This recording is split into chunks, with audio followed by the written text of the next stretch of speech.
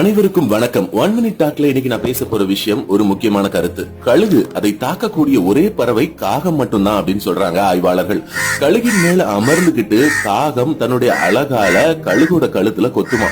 ஆனா மறுபுறம் கழுகு தனது நேரம் மற்றும் ஆற்றலை வீணாக்காமல் பதில் தாக்குதல் நடத்தாமல் அமைதியா இருக்குமா.